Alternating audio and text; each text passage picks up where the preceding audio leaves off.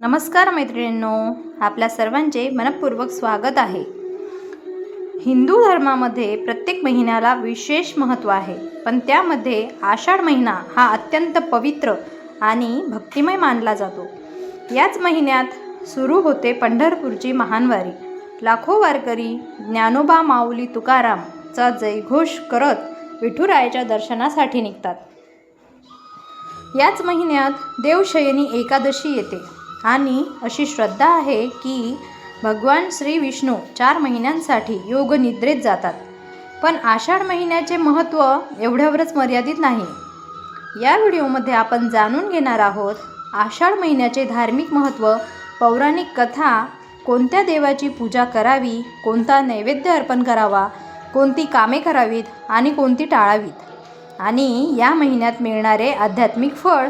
तर हा व्हिडिओ शेवटपर्यंत नक्की पहा। आषाढ महिना म्हणजे काय?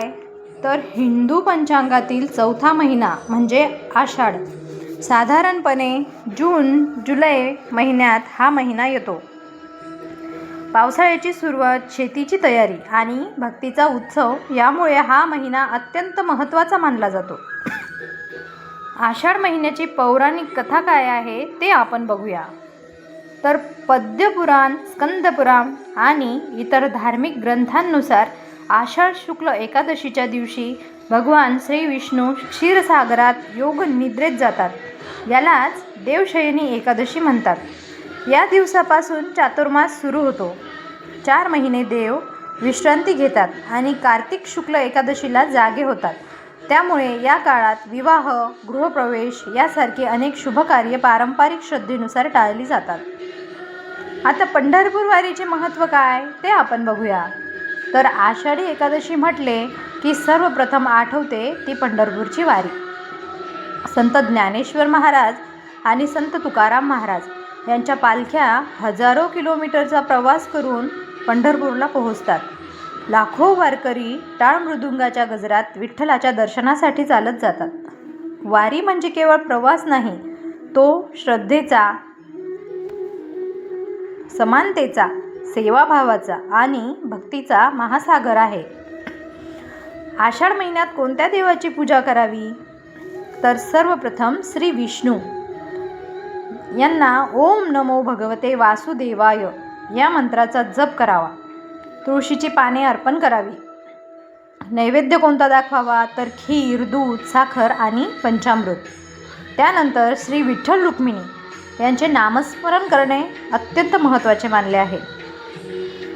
यांचा नामजप कोणता? तर श्री रामकृष्ण हरी, विठ्ठल विठ्ठल, जय हरी विठ्ठल। नैवेद्य कोणता दाखवावा? तर दही, दूध, लोणी, खडीसाखर आणि फळे। त्यानंतर भगवान शिव, आषाढ महिन्यात सोमवारी शिवपूजा विशेष फलदायी मानली जाते। तर आपण भगवान शिवांना बेलपत्र, पाणी आणि दूध अर्पण करू शकतो। नैवेद्य काय? तर फळे आणि खीर। माता लक्ष्मी दर गुरुवारी किंवा शुक्रवारी पूजन करावे माता लक्ष्मींचे, आणि माता लक्ष्मींना नैवेद्य हा खीर, पुरण आणि गोड पदार्थांचा दाखवावा। श्री गणपती बाप्पा यांना नैवेद्य मोदक, दुर्वा आणि लाडू हे दाखवावेत। आषाढ महिन्यात काय करावे? तर दररोज देवपूजा, विष्णू सहस्त्रनाम पठण, भगवद्गीता वाचन, हरिपाठ, रामरक्षा स्तोत्र, तुळशी पूजन, अन्नदान, गोसेवा, गरजू लोकांना मदत। आणि काय टाळावे तेही आपण बघूया। तर वादविवाद, खोटे बोलणे, व्यसन, प्राण्यांना त्रास देणे, अन्नाचा अपव्यय ह्या गोष्टी कटाक्षाने टाळायला हव्यात। आषाढ महिन्याचे आध्यात्मिक महत्त्व काय आहे ते आपण जाणून घेऊया। तर या महिन्यात केलेला जप, तप, दान, व्रत आणि सेवा यांचे पुण्य अनेक पटींनी वाढते अशी श्रद्धा आहे। म्हणूनच संतांनी सांगितले आहे, नाम घ्या, सेवा करा आणि ईश्वरावर श्रद्धा ठेवा। आषाढ महिना आपल्याला काय शिकवतो? भक्ती, संयम, सेवा, दान आणि परमेश्वरावरील अखंड विश्वास। जर आपण या महिन्यात मनापासून ईश्वराचे स्मरण केले, चांगली कर्मे केली आणि गरजूंना मदत केली तर जीवनात सकारात्मक बदल घडू शकतात।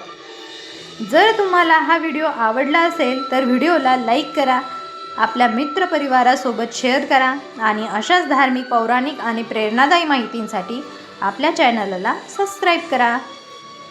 शेवटी सर्वांनी एकदा म्हणा, पुंडलिका वरदा हरी विठ्ठल, ज्ञानोबा माऊली तुकाराम, श्रीराम कृष्ण हरी. धन्यवाद.